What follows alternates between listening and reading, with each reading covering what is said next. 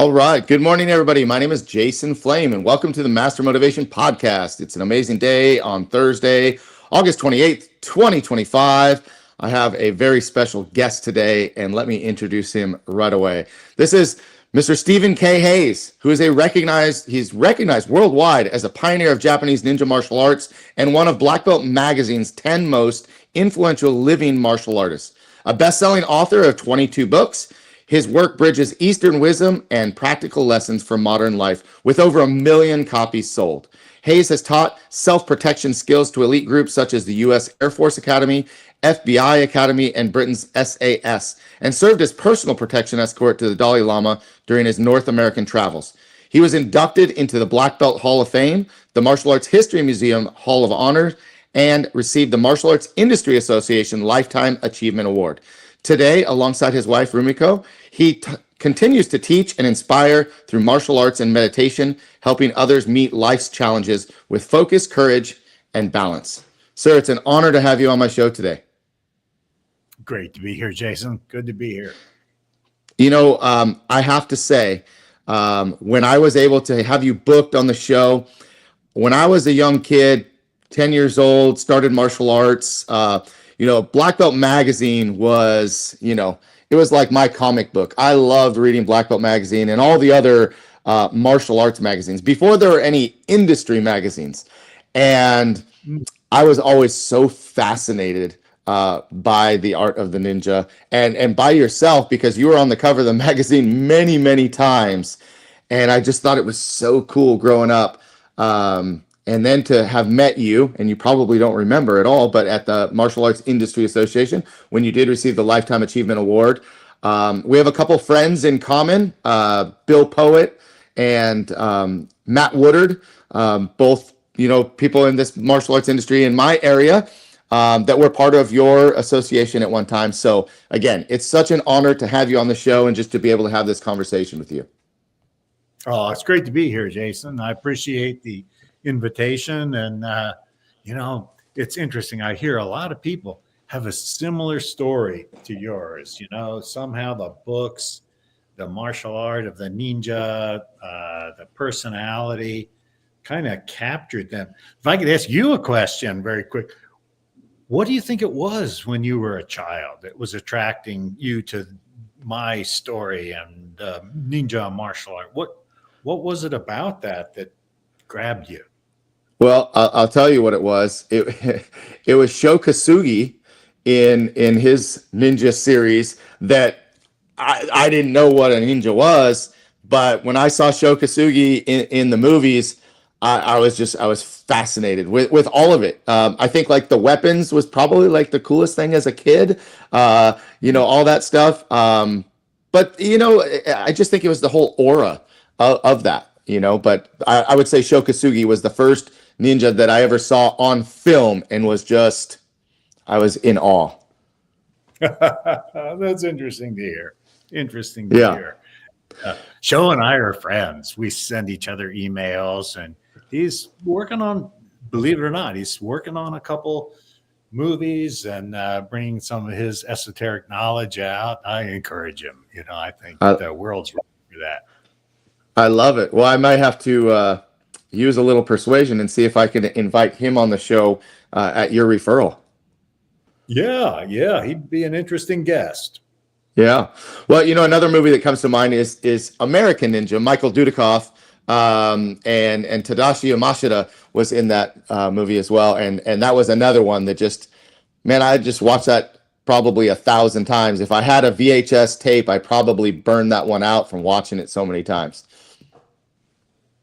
Well, it was funny with all those ninja movies that came out in the early 80s. I don't think it's a secret. There was no ninjutsu in there. They just did karate like faster and meaner. And it was not at all the ninja martial art. Nobody had seen it. I mean, it was before there were VHSs. People had my books with little two-dimensional pictures in there, but nobody had actually seen real ninja martial arts. And so they had karate people doing, kind of faster and meaner karate. But wasn't ninjutsu. Well, let's get into it. Let's talk a little bit more about us so that you can educate us, because that's kind of the theme of this show is motivation, inspiration, and education. So I think we'll be talking a lot about that. Just kind of going into origin stories and inspiration. You've been called one of the most influential martial artists in the world. What first drew you to the path of martial arts, and specifically the legendary ninja traditions? Well, when I was a kid in the 1950s, it's gone way back, 1950s, I was aware of other kids kind of bullying each other or picking on each other, and I didn't like that. As a little tiny kid, I didn't like that. Usually they weren't picking on me, but I would see other kids get picked on, and something should be done about that. But I didn't know how to fight. I came from a very genteel family. My dad was not a fighter. And I finally, when I was like 12 years old, had a run-in with this guy who was like 3 years older than the rest of us junior high kids, because he'd been in child prison for 3 years. He was a monster. He had like 26 felonies, aggressive. I didn't know how to fight.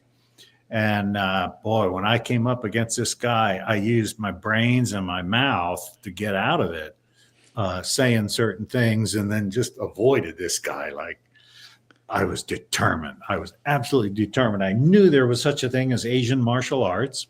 I'd seen it on a Lassie TV show as a kid, and Ozzy and Harriet. These are names that most of your listeners aren't even going to. I remember.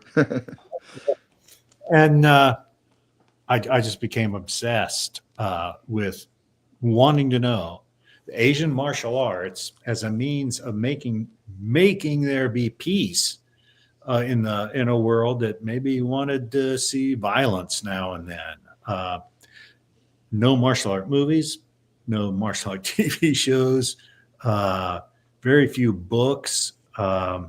Somehow my little child spirit was captured by this martial art of Asia ethos.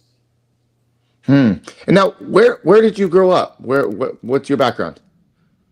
Well, I grew up first 7 years in Wilmington, Delaware, and then my dad got a temporary job in Ohio with NCR, the cash register company, and he worked for their advertising department. He ended up running the advertising department for NCR International, and so that was in Dayton, Ohio. And I went to Japan in the 70s, and when I came back with my wife, we just stayed in Dayton for a little bit so my parents could get to know her, and then we moved to Southern California, where I was going to be in the movie. I was going to be in the movies, and short answer, that did not work out. We had so many almost. And after a while, I finally decided I'm not karmically supposed to be in the movies. And, I had dark hair and, a voice and a martial art that nobody had seen before, and thought I was sort of good looking, and I had an acting background from college, but didn't work out. So we moved back to Ohio when we had our children, and have based out of here ever since. All right. Well, thank you for sharing all of that.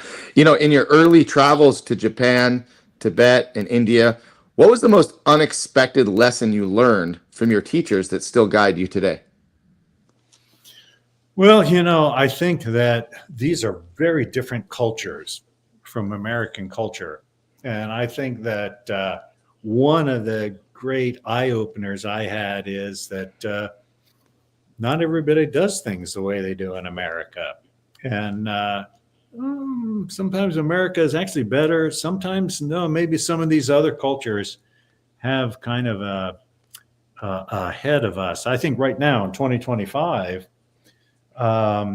we're kind of a noisy culture. We are a very cynical culture, and we're rapidly fighting each other. the right wing is fighting the left wing, and they'll select things from the news that support their side. And I believe all this is being encouraged by the billionaires that run these social media things.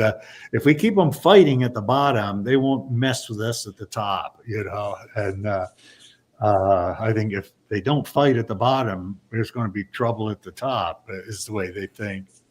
And in Tibet, Nepal, I was in Nepal a lot, Japan, there's almost a kind of a more pure attitude, maybe like America a long time ago, kind of a pure attitude. God, people in Nepal have nothing, like a little kid will say, this is my shirt. This is my shirt. This is the shirt that I wear all the time. You don't go into a walk-in closet. But she's happy, she's happy. And wonderful things to do. Japan is, it's changing a little bit now, but Japan is a much more, I don't know. I say pure, but a negative way of saying it is a naive. People are just kind of nicer to each other than the current internet culture would let us believe right now. Right. Yeah. Can you give a couple more examples? I've never traveled to Tibet or Japan, never lived there. So I'm born and raised in California. I know what I know, and I don't know what I don't know. So can you kind of just clarify a little bit more, explain what that means by pure? You gave the one example of the shirt, right? I mean, just they have nothing. So to have even something, they're so grateful. Can you explain that just a little bit more? Well, like in Japan, they don't have like an American sense of humor. So we'll use sarcasm, or we'll use, little funny juxtapositions of things. And it took me just a little while to realize I can't tease my wife. I can't tease my wife. Take it seriously. They don't have that kind of humor, that put down humor, that sarcasm humor. They don't have that. And it's kind of interesting. It's different. Everything's much more sincere. So I've adopted kind of the Japanese way, and I got some friends that run some of our dojos on the East Coast. I mean, they're Boston sarcastic, and they know to tone that down when they're around me. Right. It's just a different kind of humor, a different sense of relationship.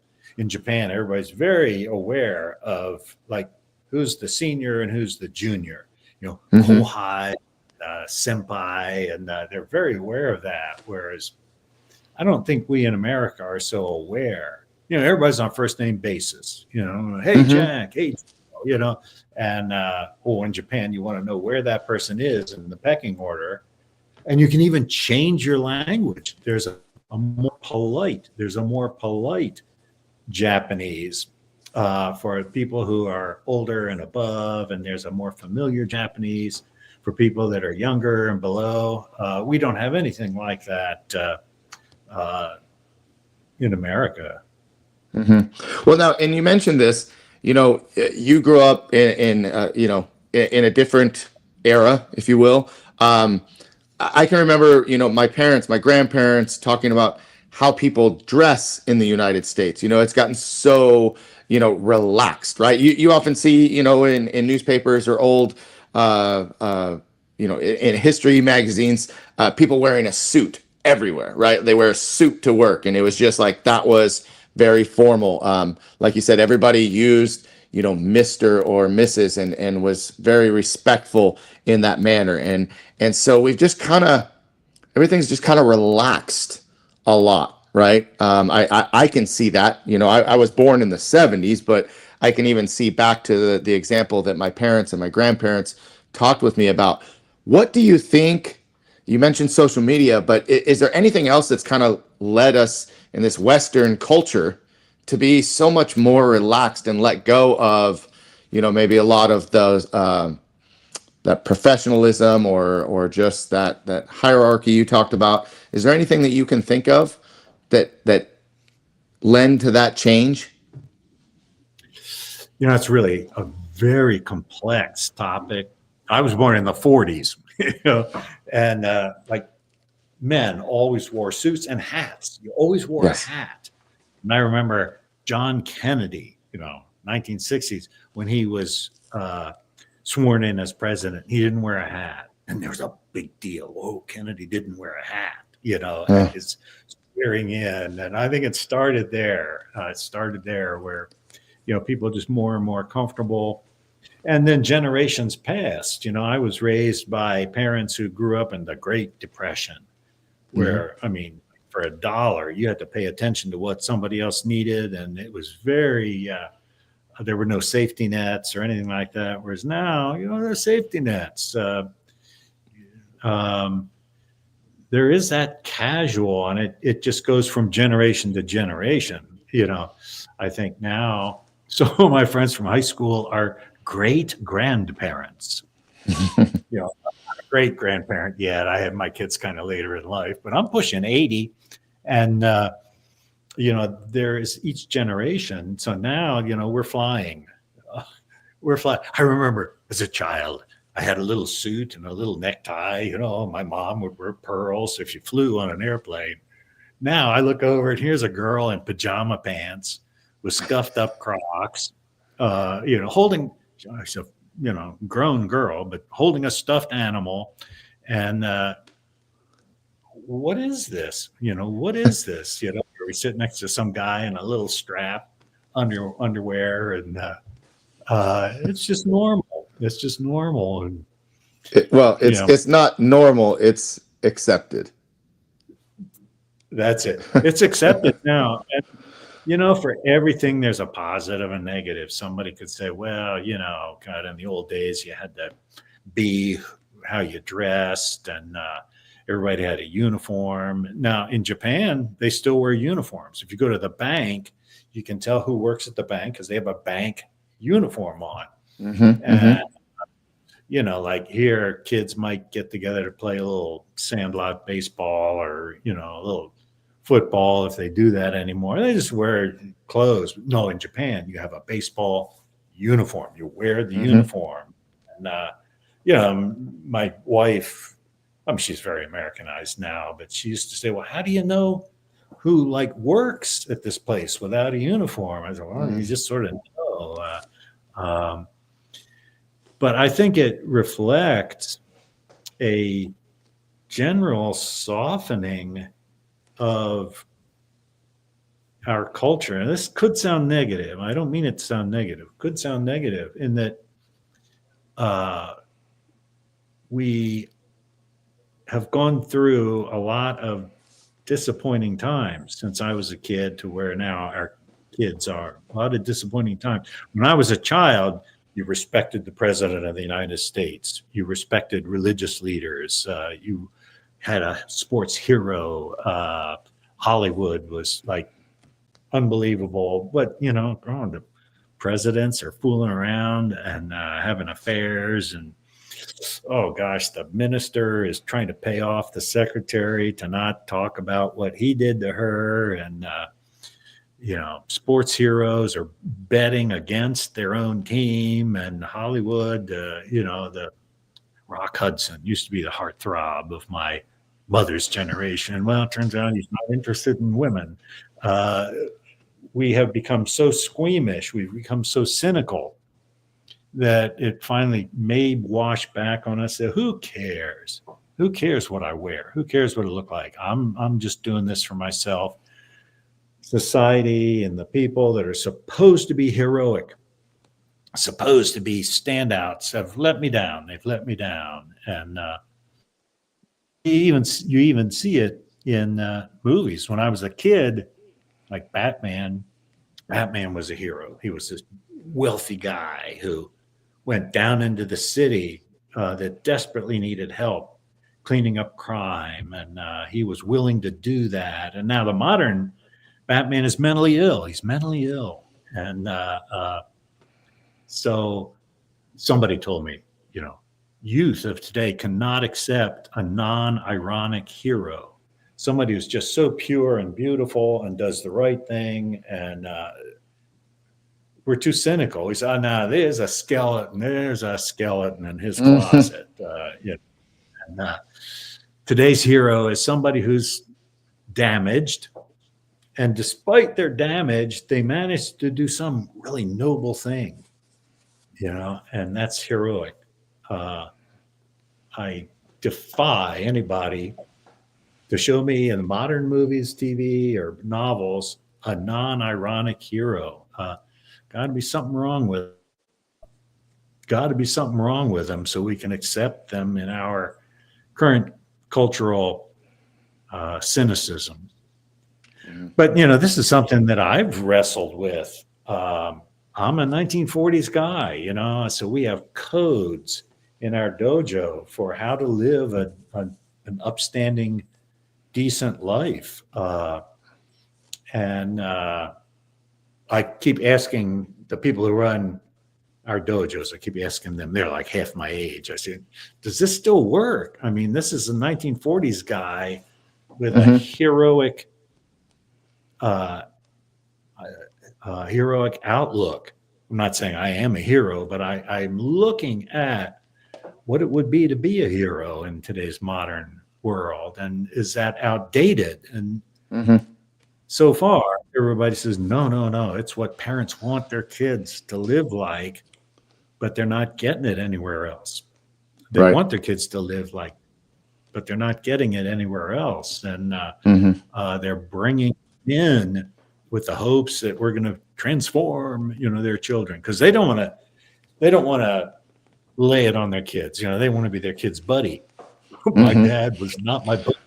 No, not mine either. Until I was a grown man and had established myself, then we just became buddies. He was absolved of his dadness, and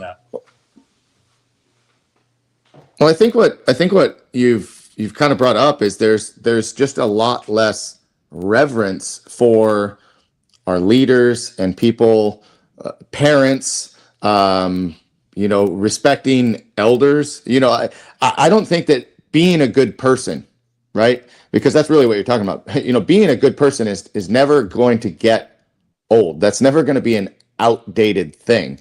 It's just that there have been some things, and you mentioned the word soft, where we've kind of laxed in certain areas and learned to just accept it, even though it's not normal. We're just kind of pushed to accept certain things. And so I appreciate your outlook. You come from a very different period of time than I did, but still yet somehow the martial arts is what ties, all of this together. And we're going to get into that in just a second. But I want to thank Scott and Kurt Klingemeyer for watching. Thank you guys for your comments, and for anybody else that's currently watching live. If you're watching live, we'd love to hear from you. Drop us some comments, ask some questions.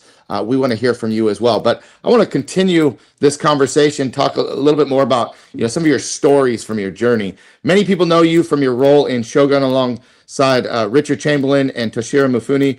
What was that experience like, and did it influence how you later shared martial arts with the West? Well, you're kind of breaking. Uh-oh. All right, bear with us, guys. We had a little glitch earlier today, so Mr. Hayes should be right back. But again, if you're watching live, guys, please let me know if you have any questions. I'll be sure to ask, and we'll see if we can get those answers. Stay tuned, guys. He'll be right back.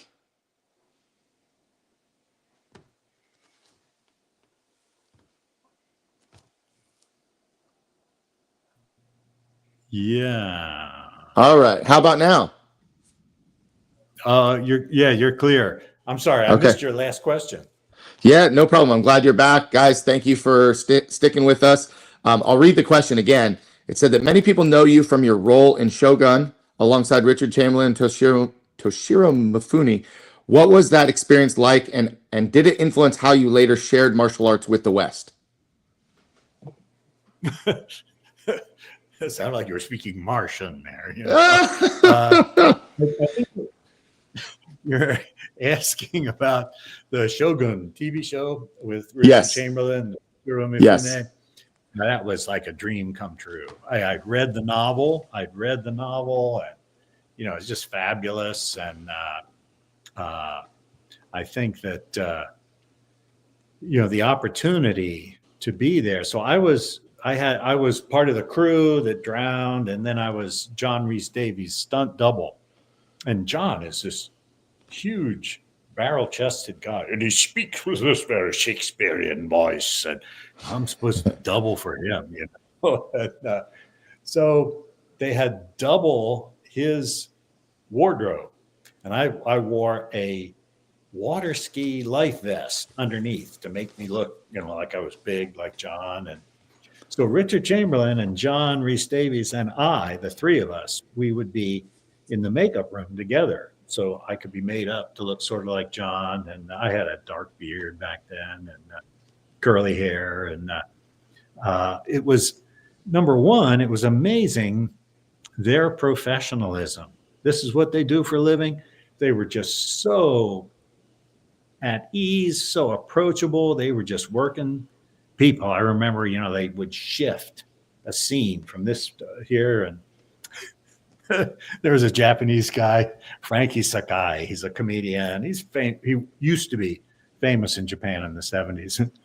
Jackie had like three people. One would grab his chair and carry his chair, and another would grab the script and carry it. And I swear, there was a third one that had an ashtray, and Jackie'd be smoking. And the third one would carry the ashtray. And Richard and John would just grab their chair, throw it over their shoulder, walk over to the other place. I mean, these were consummate professional people. And, we didn't have videos or anything back in those days. So we took a bunch of still pictures, and I still have those. I bring them out on social media every now and then and show that. So I was very impressed with their professionalism and their approachability. And, and I was 26, 27 when I did that. And that affected me.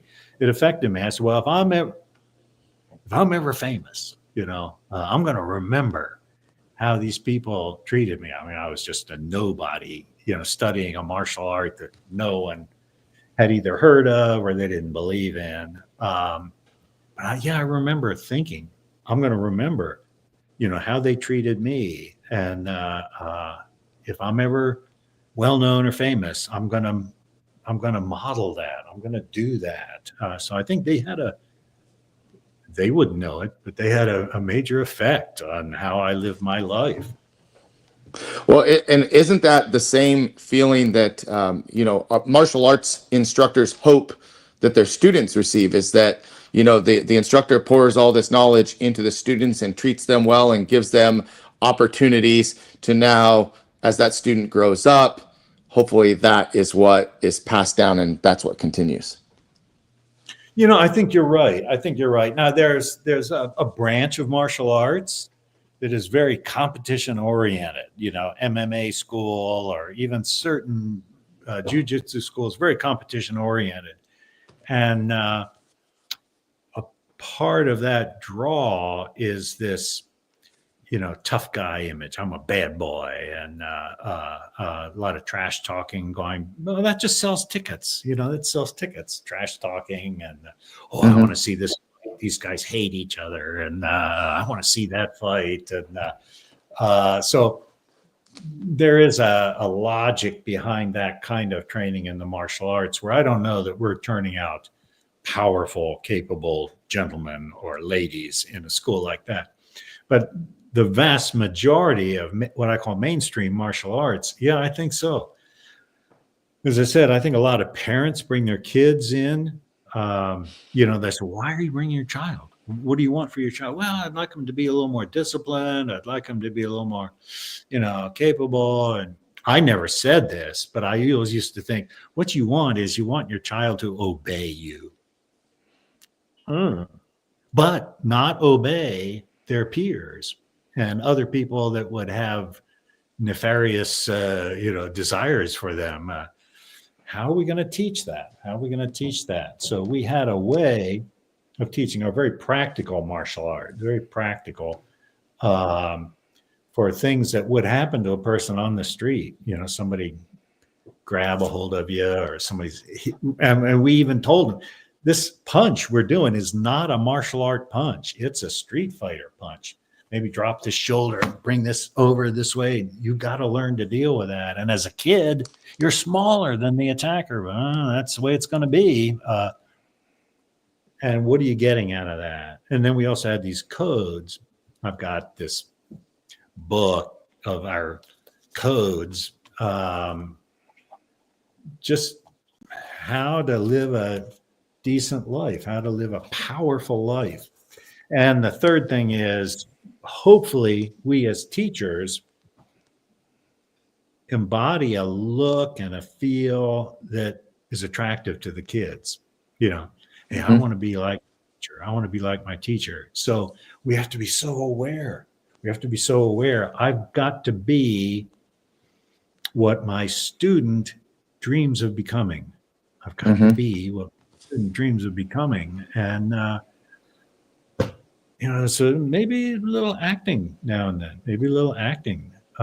we're putting on a role that's bigger than life, especially in today. My view, other people don't agree with me. Maybe my view, we are being encouraged to be arguing and fighting. And, this is my tribe, and we believe this, and we believe that.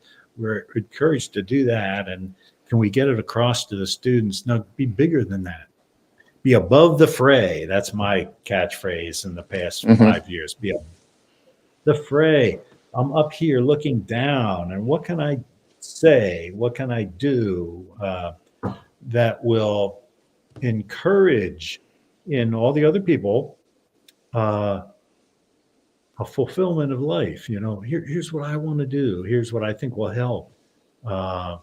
Here's what would be of advantage. I and all my students, and the students of the students, put yourself a little bit above, look down. It's, these poor people fighting. They don't know it's a trick. How to have a bigger life and kind of live up to this heroic ideal. Well, I was just going to say, it goes back to what you were talking about before with the ideal hero. And so you just nailed it right there. Well, here, I want to ask this question because Scott is watching on Facebook. What was your tie to the famous ninja scene in Shogun? I think you talked about a little bit about it, but I think you went a little more detail. Oh, well, they had, let's see, in the 70s, there's a stereotype, like ninja action. And so they'd hired a ninja stunt guy who had a bunch of people who came in, they were going to be ninjas. And so somebody said to them, Stephen over here, he's actually studying ninjutsu. And they said, can you bring some ninja stuff in? So I had some of these iron hand claws and a chain that had been made by a blacksmith that my teacher had made a connection with. And these things were all made. So I'm showing these to the ninja in the show, and they go, wow, look at that. It was so funny. But there's a stereotype kind of ninja thing that people expect. And I guess you can't break stereotypes like that. Well, I got to tell you, when I was, again, we talked about being a kid and seeing ninjas in the movies and stuff. I always wanted those claws. I thought I could climb anything if I had those claws. And if I had all those weapons, like nobody could take me, So, yeah, it was good times, good things. Hey, thanks for the questions, Scott. Keep them coming. If there's anything else you want to know, be happy to ask those for you. But let's talk about this, because this is kind of a big topic. You once served as personal protection escort for the Dalai Lama. Can you share a memorable moment from those travels that left a lasting impression? Well, I traveled with him for about 12 years. And it really transformed my life. I had done martial arts all through my adult life. And then I was about 35 when I met the Dalai Lama. And then the story would be too long to tell how I got in there as a, and the Tibetans all thought it was cool. We have ninja. I would bring some of my people in, and they thought, oh, Dalai Lama has ninja bodyguards. They thought that was really cool. And, but there were so many times when he was so open with me, I mean, in the beginning, I would ask questions about Buddhism and just life in general. And, not real polite, not rude, just I shouldn't have been doing that. But we'd be sitting around the green room and he's waiting to go on, and we got 20 minutes. And, so I'm asking questions. And he would always give me an answer that fit where I was coming from, like my level of sophistication or my level of understanding. And he never turned down a question, and he never obfuscated or said, well, it's above you or whatever. And toward the end of our relationship as bodyguard and protectee, I didn't really ask that many questions. I just listened. Whenever he talked. And there was one time, it's a little bit long story. I'll try and make it short, but I was traveling, and a lot of people would ask the same questions, and so I would be watching, but I would try to imagine what his answer would be, and a lot of times I got it right, and so I can be the Dalai Lama here, and one time we were talking to this huge audience, and this person says, I have a question. I remember the question. What is the relationship of tolerance and compassion? And I'm thinking, I have no idea. I have no idea how to answer that. So, I was amused. My ego was, I can answer the Dalai Lama's questions, and I don't have any idea, so I'm tuned into what he's going to say. So he's talking to his translators and his political translator and his Buddhist translator, and they're talking and taking a long time. And finally he leans into the mic and he goes, I don't know. I got it right. I don't know.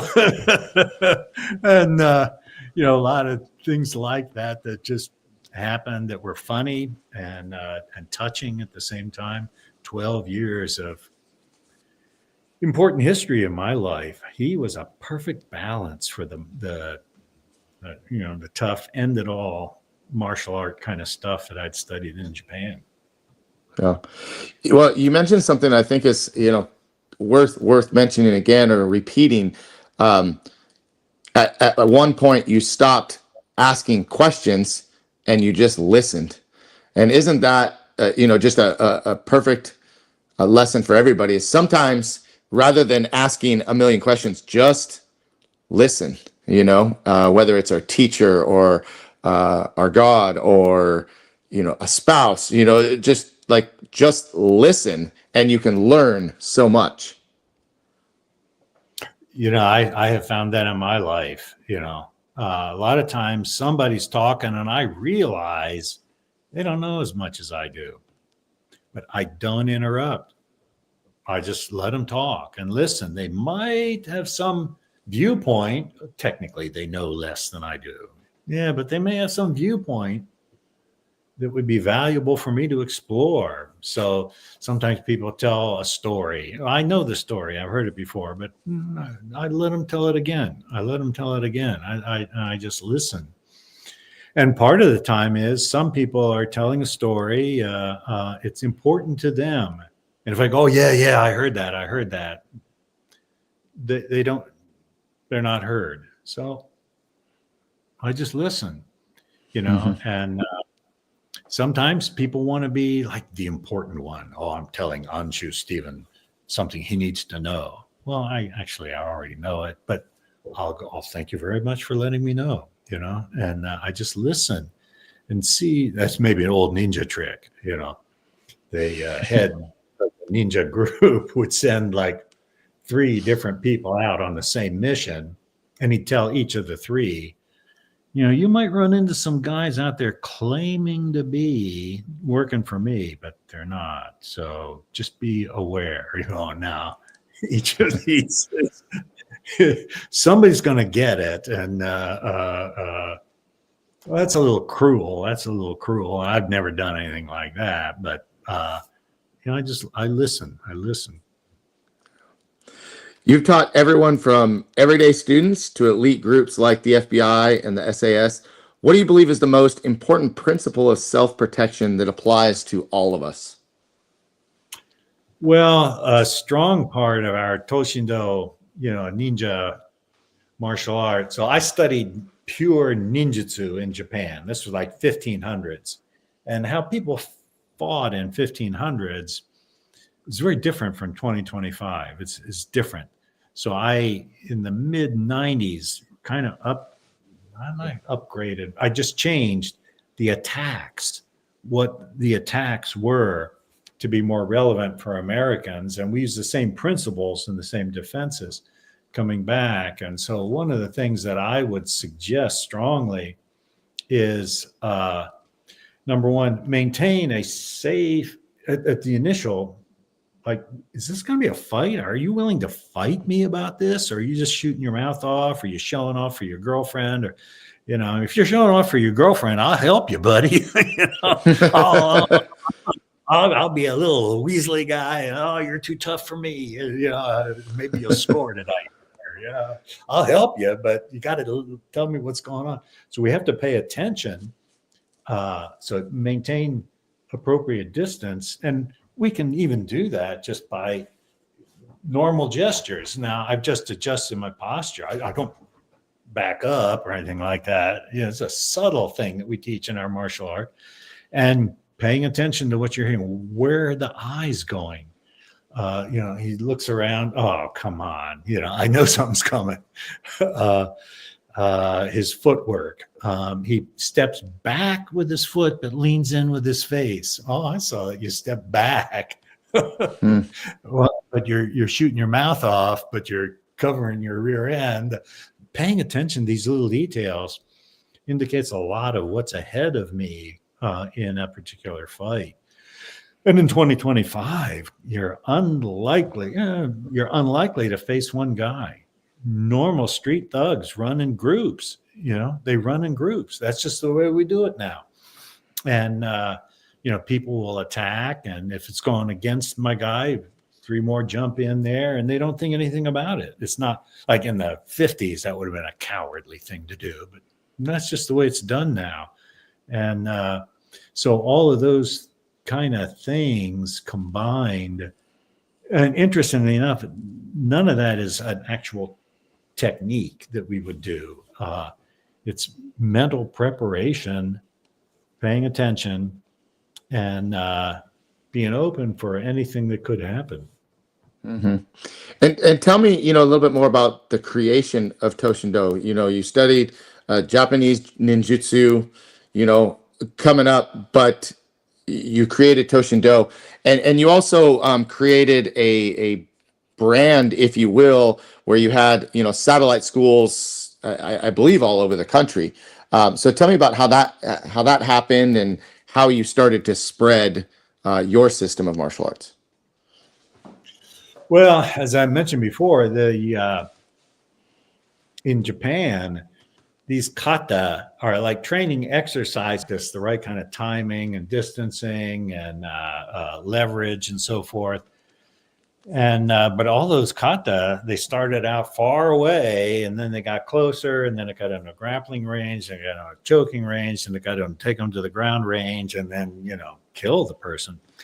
Well, 2025, our laws don't allow that, and maybe our moral standing doesn't allow that. There's so much different.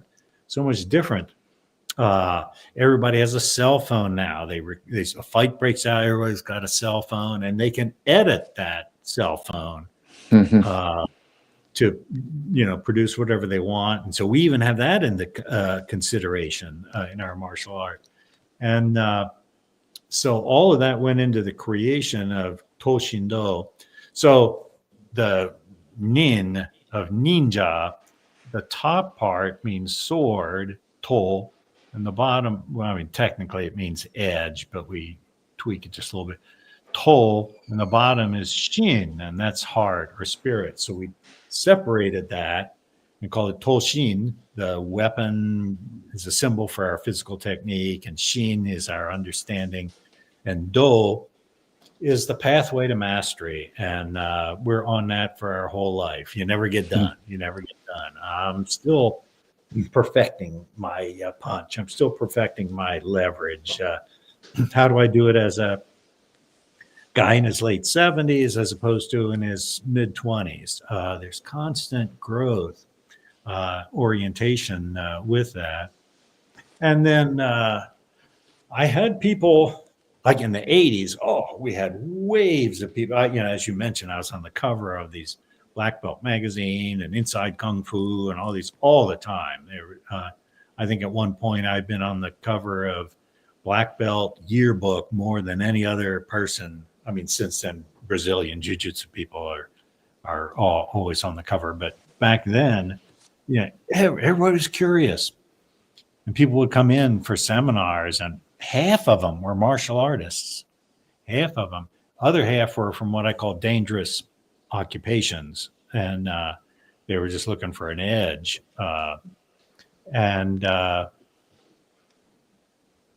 We were pretty demanding back in those days. I don't teach that way anymore. I was pretty demanding, and I didn't understand. Very few people were like me. This was my entire life. My whole family fit into that. My house, everything fit into that. And most people can't do that. They got a job, they got a wife, a relationship, they got their kids, so we kind of ran some people off that way. They thought, well, there's got to be an easier way to do this. I want to be a ninja, but I don't want to have to become one. And so there were other attractive things that attracted those people. But I did have a few people who stayed with it and wanted to run schools in their own neighborhoods. And, some of my best friends today, almost 50 years later. In fact, just last weekend, 3 days ago, we had a seminar.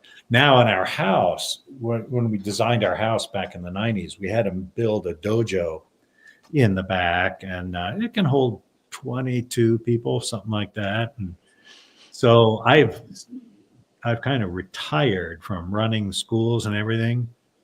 And that felt so wonderful. People have problems. I said, "Oh yeah, what are you going to do about that?" Don't ask me. And we run seminars, and I don't know if you can see that's our outside. It's just all woods. It's Southern Ohio woods on a scenic river, and I have trails that run through the woods, and we do seminars here, and my attitude is I'm available. Whatever you want to ask, I'll teach anything I know. But when it comes to dealing with the modern student in the modern dojo, in the modern competitive world, where everybody's heard of MMA, even non-martial artists, they've all heard of MMA. And so They think, that's what we're supposed to do, or Brazilian Jiu-Jitsu. That's what we're supposed to do because that's what we've heard the most about. I can't answer that. I can only teach what I have spent my entire life learning how to perfect. Well, and it's interesting. You talked about not running a martial arts school and the challenges that come along with that. I've been a school owner since 1994. And I can understand some of the challenges that you were facing and talking about. But when you introduced Toshindo and you're opening schools in different areas and you're competing with, Taekwondo schools or the Brazilian Jiu-Jitsu schools, or the maybe let's just call it, for a lack of a better word, the more popular systems or the dojos that are out there. What challenges did you face getting people to believe and buy into your system? Well, I think we took a kind of contrarian track.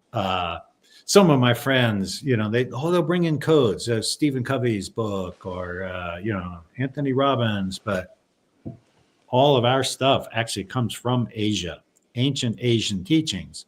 And so that was kind of cool. We have these different codes of ethics, codes of how to be a hero. There's 6 qualities to being a hero. And this is ancient stuff, and so we incorporated that in.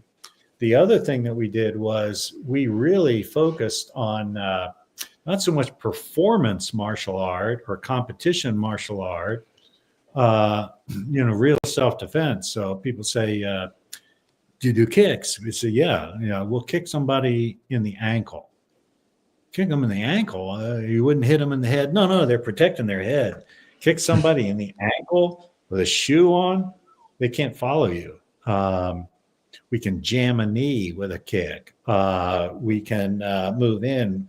In the beginning, we don't teach a standard fist. We just hit here, bam, hit this way, because fists can wiggle around for a not expert person, but this is like being rammed with a 2x4. So our techniques. So for our first, 9 months, something like that, we have our level 1, and these are 12 imaginary fights that are most likely to happen on the street. And we ask cops and bodyguards, and we even talk to a coroner, what are people likely to have happen on the street? And only 5 of them, only 5 of the 12 you would encounter in an MMA ring. The other 7 are things that just wouldn't happen in an MMA ring, where I see that guy, he sees me, and we're matching. And so I think the pragmatism, the codes, and a lot of times with the adults, we had a huge adult population. If they're telling war stories, they're talking about these codes. Oh, yeah, I had this guy at work, he did this, blah, blah, blah, blah, and we have what we call 5 elements that make up personality. And you can, kind of figure out what another person's looking for and give it to them, or that's what was the attraction, is the fully developed human being with some war stories that actually happened, from my life and from several of our instructors. They've had very interesting lives as well. And so I think all of that was our position against more of a conventional martial art.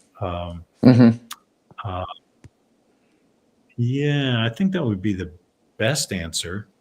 Okay. And do you feel that, the system and the style that you were teaching lended really well to, law enforcement, security, self-protection, or was the goal this could be for, any resident of any community to participate? Was there a dissemination of who we were trying to attract, or it just kind of went one way or the other? Primarily, we're a civilian-oriented martial art. So a cop or a military guy, their job is to find danger and run at it to subdue it. And I had a lot of police, and we had a lot of elite military people train with us for many years. But generally speaking, we weren't looking for those people. Police want to be paid to do the training. And, if they're injured, then they can't work, but they still have to be paid. So a lot of police departments didn't trust us. And military had an attitude of, well, Stephen, were you ever in the military? Nah, I'm never in the military. Well, you don't understand what we're up against. Okay. So we went around that. Oh, and trying to think of a gentle way to say this, but those people usually don't want to invest a lot of money in their training, and the staff, and we always had premier locations, so it's very expensive to run a dojo. So we aim pretty much at civilian operation. The kids, here's somebody who's living a sort of heroic life. Parents, wouldn't you love your kid to have this as a role model instead of some of these losers that they're following? And adults, hey, spend 45 minutes, put the cell phone down, and just absolutely be there. You got to be there. Somebody's going to hit in the head, so you got to pay attention. And this is so refreshing, I think, to people. That was kind of our marketing approach. Awesome. Well, listen, I so appreciate you sharing everything here with me today. I have one final question. If you could leave the listeners with one lesson for navigating the uncertainties and stresses of modern life, what would it be? Wow, I would say know what is important to you. Know what is important to you, and aim your life as much as you can toward that. So I say at my age, I don't spend any time with people I don't like.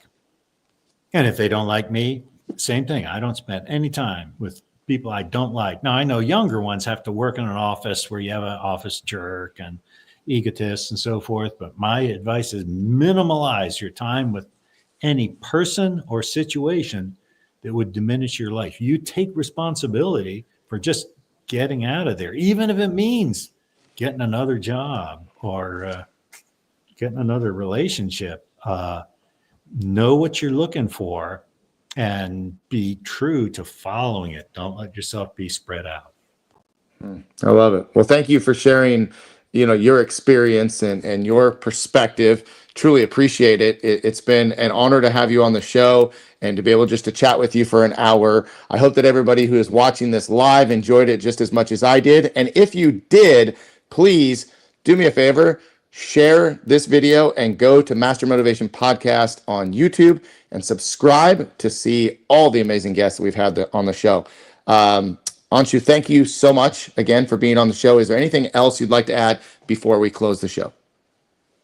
No, I'm in Ohio. I'm available. I can be found on Instagram and Facebook. And, I don't really have a school as such anymore. I do private training. And, if somebody is really, really compelled to want to study what we're doing, they can find me. This is my newest book, How to Own Your World. It's available on Amazon. Just put in Stephen K. Hayes and it'll bring a bunch of books. And, I might recommend this as a guide to how to live your life. That would be something I could contribute. And last thing I'd say is anything I can do to help you be more the person you want to be, more authentic, more alive, more meaningful. I'd be honored to chip in and help. That's amazing. Well, thank you for offering that to myself and to everybody here watching. I would definitely love to keep our connection going and talk again in the future. I'll be sharing this video a few times throughout the week, so I hope that we'll get more people to get a chance to watch it. But thank you so much for your time. I wish you all the best, and keep doing what you're doing. You're making a really big difference. Thanks so much, Jason.